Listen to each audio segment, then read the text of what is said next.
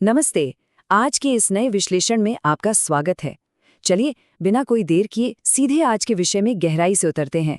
आज हम इतिहास के एक ऐसे खौफनाक पन्ने को पलटने वाले हैं जिसने दशकों तक लोगों को उलझा कर रखा।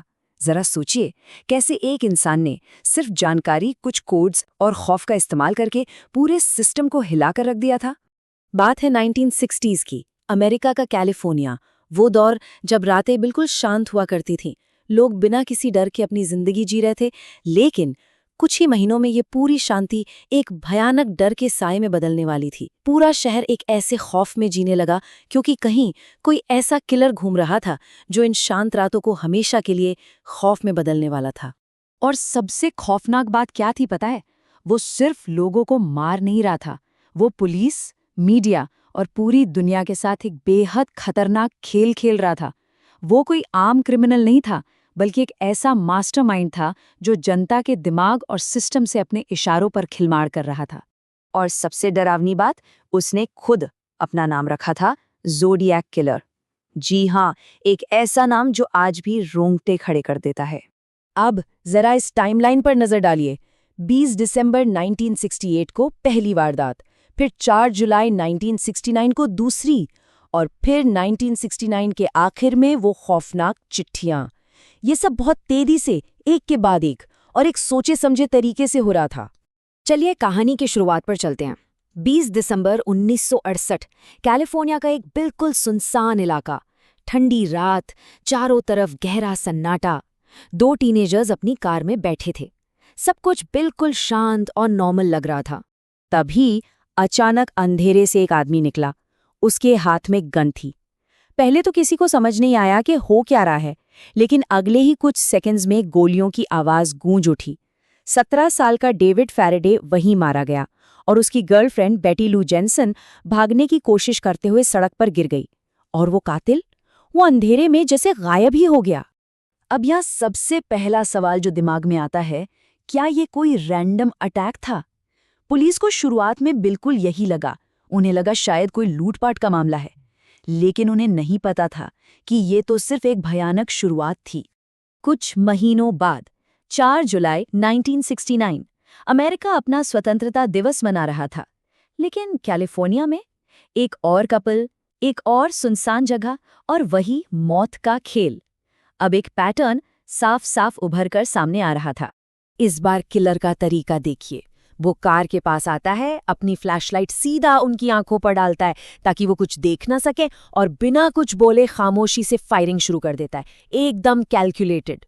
लेकिन इस बार एक लड़की बच गई और उसने पुलिस को जो बताया वो वाकई डराने वाला है। उसने कहा, उस आदमी की चाल बिल्कुल नॉर्मल थी। वो घबराया हुआ नहीं था।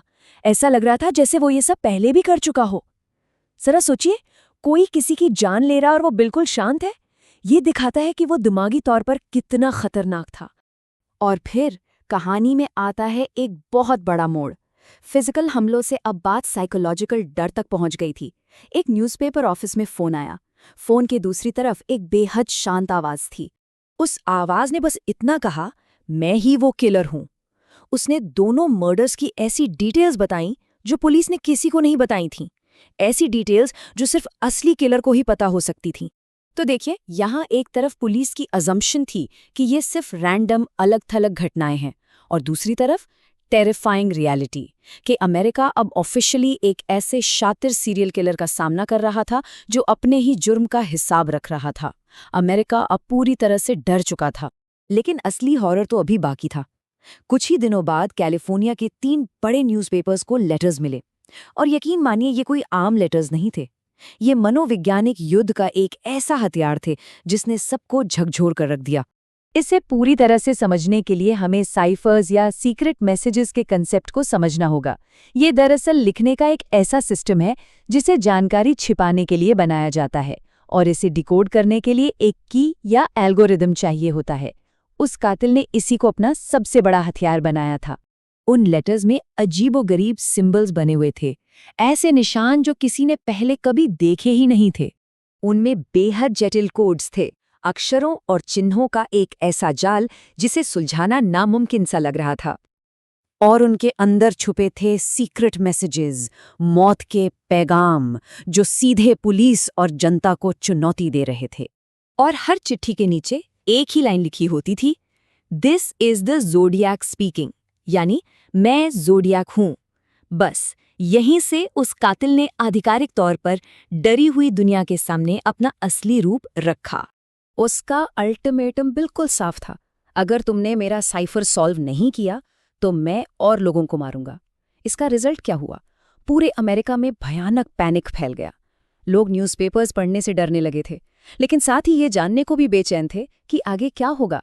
तो इस पूरे विश्लेषण के अंत में एक बहुत ही गहरे और परेशान करने वाले सवाल पर आकर रुकना पड़ता है।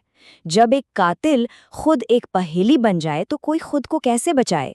जब दुश्मन कोड्स और मिस्ट्री को अपना सबसे बड़ा हथियार बना ले तो उससे कैसे लड़ा जाए? खैर, आज के इस विश्लेषण में मेरे साथ जुड़ने के लिए आपका बहुत बहुत शुक्रिया। ज्ञान और रहस्यों से भरे ऐसे ही एक और बेहतरीन विषय के साथ फिर मुलाकात होगी।